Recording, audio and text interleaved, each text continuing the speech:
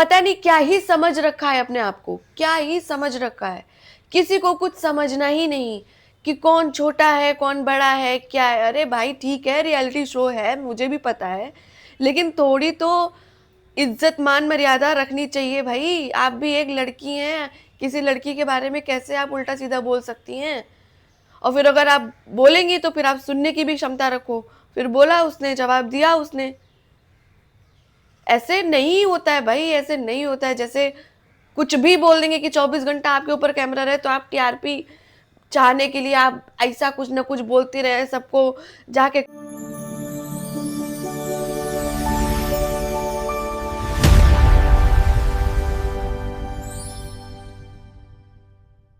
Hello दोस्तों, welcome back to my YouTube channel. आप जान सकते हैं कि मुझे हो गया है जुकाम। कल डबिंग में मैं गई थी और तबीयत थोड़ी ख़राब हो गई थी और आज सुबह से मैं छींक ही रही हूँ। अभी जस्ट मैंने दवा खाई है तो मेरी आँख खुली है, वरना पूरा चेहरा पूरी आँख मेरी लाल पड़ी थी।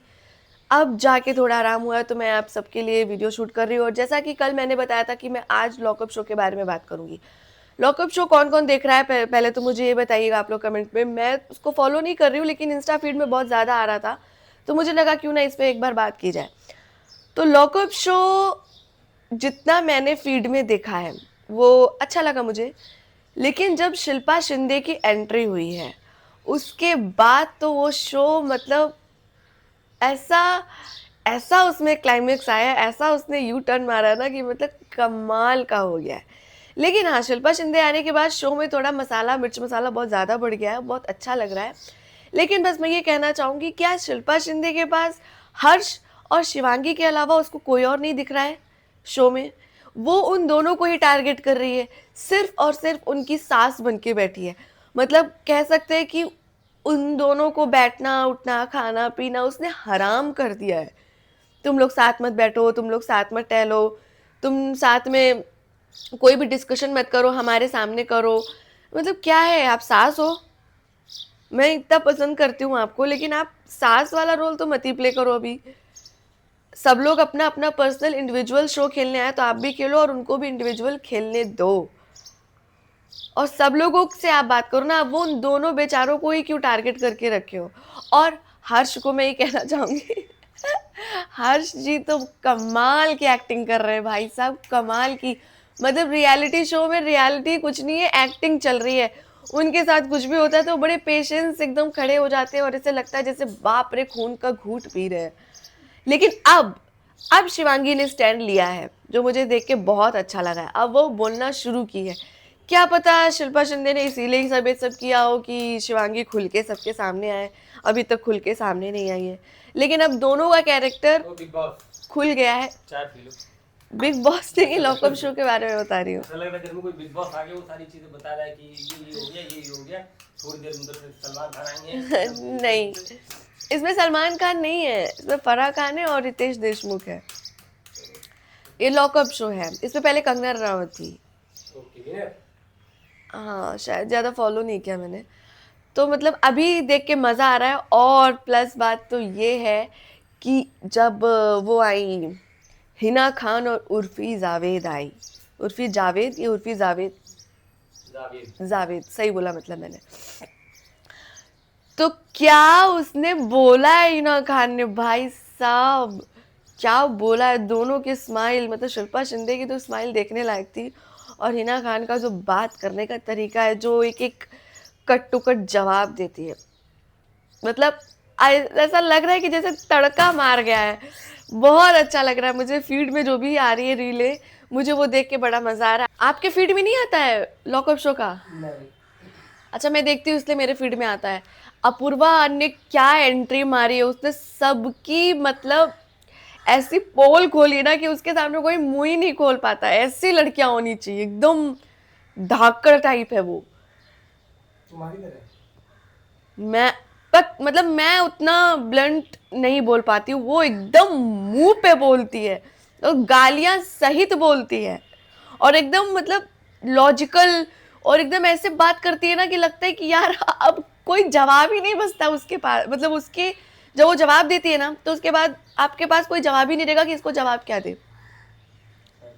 लेकिन खतरनाक है, मतलब उसकी एंट्री के बाद भी शो बड़ा मज़ेदार हो गया था। हिना खान जी के बारे में तो आप सबको पता ही है। हिना खान जी आई, क्या मतलब क्या उन्होंने जवाब दिया, क्या किस तरह से इनडायरेक्टली बात की शिल्पा शिंदे की, वो हंसी, आ हा हा, मतलब उस चीज़ों को देख के ना मुझे लगा नहीं भाई, एक बार तो ये शो देखना बनता है। तो अब मैं ये शो फॉलो करूंगी, आप लोग भी देखो, मज़ा आएगा। थोड़ी सी चाय पी लूँ क्योंकि जुकाम बहुत ज़्यादा हो गया है। कितनी बार चाय पियोगे? तीसरी चाय है? नहीं नहीं, बस कैसे बोला भाग?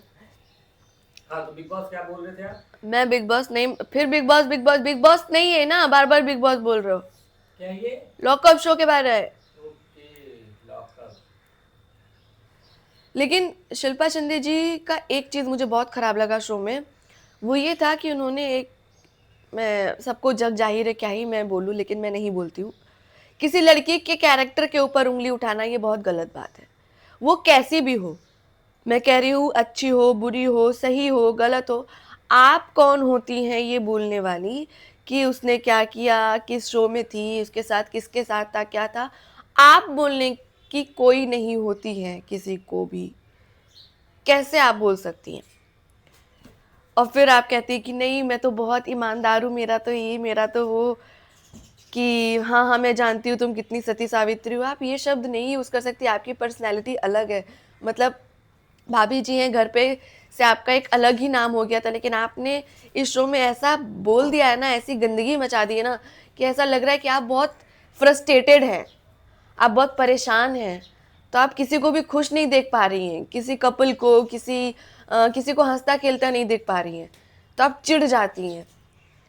ये पर्सनैलिटी तो आपकी अब देखने को मिली है। तो कौन सी शिल्पा शिंदे रियल है और कौन सी फेक, ये समझ पाना अभी मुश्किल हो रहा है। आप अभी आपका शो देखना पड़ेगा कि आप कैसी हैं।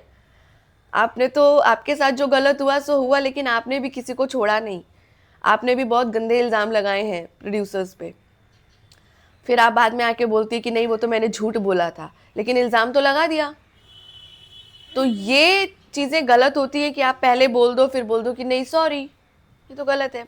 बात करो, अपनी चीज़ें रखो, लेकिन ये वाला इल्ज़ाम लगा के नहीं।